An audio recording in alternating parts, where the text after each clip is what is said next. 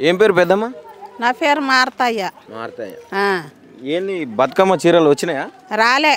బతుకమ్మ చీరలు రాలే, ఏ చీరలు రాలే. వచ్చినాయంటగా? ఏ రాలే, ఏ చీరలు రాలే, ఏవి లేవు. నాకు పింఛన్ కూడా లేదు సారు, పింఛన్ లేదు, నాకు ఇల్లు లేదు.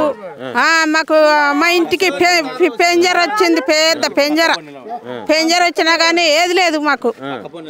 రెండు చీరలు ఇస్తున్నాడు. మా ఇల్లు కూలిపోయినా గానీ ఇల్లు కూడా లేదు ఇది వరకు, ఏది లేదు మాకు. ఇది వరకు జాడలేవు, పత్తలేవు, ఇండ్లే ఇయ్యలే మాకు. అక్కడ ఒక 2 ఇండ్లు ఉన్నాయి మాకు. అప్లికేషన్ పెట్టినా? పెట్టినా రాలే. ఎన్ని తీర్లో పెట్టినా గానీ మాకు ఇల్లే రాలే. మరి ఇప్పుడు బతుకమ్మ చీరలు పట్టు చీరలు ఇస్తున్నట, 2 ఇస్తున్నట మనిషికి. 2 లేవు, ఒక్కట్లేదు, ఏది లేదు ఇది వరకు. బతుకమ్మ స్టార్ట్ అయిందా? ఇక మొన్న వేసిరు కదా. మొన్న వేసిరు అంటే అప్పుడు కేసీఆర్ ఉన్నప్పుడు కూడా ఇట్నే లేట్ ఇచ్చేదా? అమాసకే ఇచ్చిండు, అమాస వరకే, అమాస వరకే ఇచ్చిండు. మాకైతే ఇల్లే కూలిపోతాను సారు, ఇల్లు మొత్తం కూలిపోతుంది. ఇందిరమ్మ ఇండ్లు అయితే వస్తలేవు, లేవు. అందరికి ఇస్తున్నా, అరువులైన వాళ్ళకు, ఇల్లు లేని వాళ్ళకు అంటూ ఏదో నా 10 గల ఇండ్లు ఇచ్చిండ్రు కథము, అన్నో రాసిండ్రు. మాకైతే ఇల్లే లేదు. 2 ఇండ్లు ఉన్నాయి అటు, 2 ఇండ్లు ఉన్నాయి. మాకు పెద్ద పెంజర్ వచ్చి చంపి కూడా వేసినాం.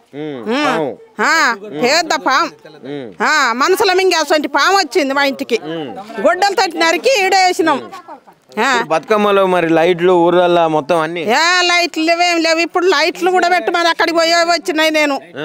మాకు లైట్లు లేదేం లేదు, మాకు పాములు వస్తారా ఏంది మాకు. ఎవరిని అడిగినావు? సర్పంచ్ ఉండా? సర్పంచ్ లేడు, ఏం లేడు. అక్కడ కార్యదర్శులకు ఏమో చెప్పొచ్చిన, ఏమంటుండు మరి?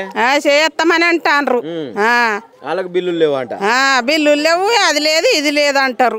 ఏం చేస్తాం? పింఛన్ సంగతి? పింఛన్ అయితే అస్సలే వచ్చుడే లేదు. నా భర్త చచ్చి ఇప్పుడు 5 సంవత్సరాలు అవుతారు. ఇప్పుడు పోలేదా వచ్చిన కాంచి రేవంత్ రెడ్డి? కంచెలో ఒక్కటే అప్లికేషన్లు పెడతాన్నా, అప్లికేషన్లు పెడతా ఉంటే పోతా ఉన్నాయి. అన్ని పోయి ఆ గంగలు వేసి వస్తాండ్రు.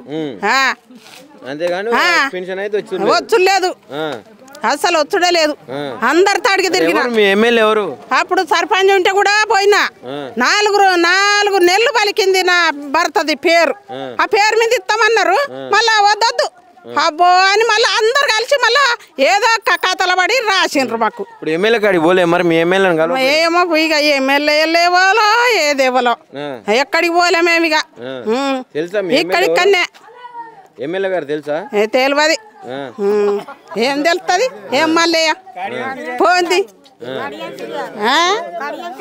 కడియం సిరియారట. మరి నేను పోలే అక్కడ దాకానైతే. అరే పోంది, నేనేం అబద్ధం ఆడతా. ఏం పేరమ్మా? చీరలు ఎక్కడికి సారు? ఇల్లు లేక ఒక్కసారి వచ్చి చూడుండు, ఇల్లు ఒక్కసారి వచ్చి గాడికి వచ్చి చూడుండు పరిస్థితి. ఇక నా కొడుకు దగ్గరికి పోయి కొయ్యాలి వస్తాను. అసలు ఇల్లు అందరికి ఇస్తున్నాం అంటారు మీరు, ఎవరిని పట్టినా ఇల్లు లేవు ఇల్లు లేవు అంటారు.